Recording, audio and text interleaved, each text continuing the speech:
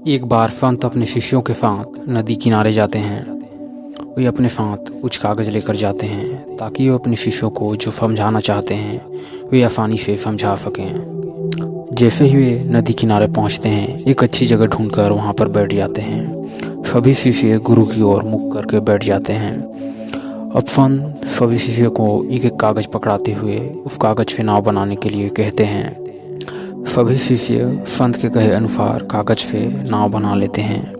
अब फंत उन्हें उनके नाव को पकड़ाकर नदी के किनारे पानी के करीब ले जाते हैं और सभी को अपने अपने नाव को नदी में छोड़ने को कहते हैं। सभी अपने नाव को नदी में छोड़ते हैं। तत्पश्चात यह देखते हैं कि सभी नाव नदी के इस किनारे से उस किनारे पर जा पहुंची हैं। तब फंत अपने शिष्यों को फिर से एक कागज़ पकड़ाते हैं और फिर से उन्हें नाव बनाने के लिए कहते हैं। अब इस बार नाव को नदी में छोड़ने से पहले उनमें पत्थर के छोटे छोटे टुकड़े फंत रखवा देते हैं। उसके बाद नाव को नदी में छोड़ने के लिए कहते हैं। अब सभी छोटे छोटे पत्थर रखते हैं और नाव को नदी में छोड़ देते हैं। अब इस बार नाव नदी के इस किनारे से उस किनारे तक जाने में बहुत ही ज़्यादा समय लगाते हैं। बहुत समय लगाने के पश्चात वे नदी के उस किनारे पर पहुंच जाते हैं।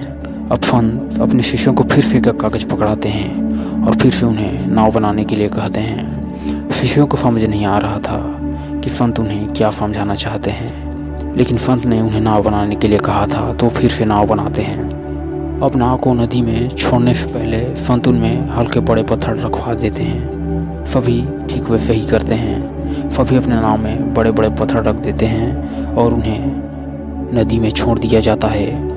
अब इस बार बहुत समय हो जाने के पश्चात यह देखते हैं कि कुछ नाव बीच में ही अटके हुए हैं, कुछ नाव डूबने की स्थिति में आ चुके हैं और कुछ नाव तो वापस की ओर आ रहे हैं, वो भी आधा डूबते हुए।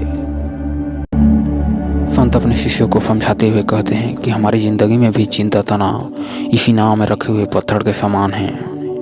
जैसे हमने पहली बार जब नाव छोड़ा तो उसमें एक भी पत्थर नहीं था, तो बहुत आसानी से अपने मार्ग में आगे बढ़ पाई। लेकिन जब हमने दूसरे वाले नाव में छोटे छोटे पत्थर रख दिए तो उनकी गति धीमी हो गई। ठीक उसी प्रकार हमारे भी ज़िंदगी में भी चिंता तनाव भले ही थोड़ी सी हो, वे हमारी गति को धीमी कर ही देंगी। हम अपने लक्ष्य तक पहुंचने में अक्षम महसूस करने लगेंगे, असहाय महसूस करने लगेंगे, क्योंकि चिंता तनाव के होते हुए हम कभी भी फुल स्पीड से अपने लक्ष्य की ओर आगे नहीं बढ़ पाएंगे। और जैसे हमने तीसरी बार नाव छोड़ा, उनमें हल्के और ज़्यादा बड़े पत्थर रख दिए तो वे ना तो नदी के उस किनारे पर जा पाई, नहीं आगे बढ़ पाई। इससे हमें ये सीख मिलती है कि अगर हमारी ज़िंदगी में चिंता तनाव का प्रकोप अगर अधिक है तो हम बीच में ही रुक जाएंगे, आगे कभी नहीं बढ़ पाएंगे। हम नेगेटिविटी के माहौल में ही डूब कर रह जाएंगे। हमेशा आगे बढ़ने के लिए हमें चिंता तनाव से दूर रहना होगा।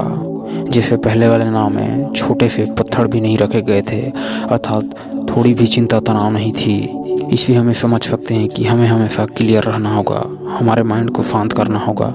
हो सके तो हमें रोज़ मेडिटेशन करना होगा, क्योंकि मेडिटेशन हमारे मन को शांत करता है, चिंता तनाव से मुक्त करता है।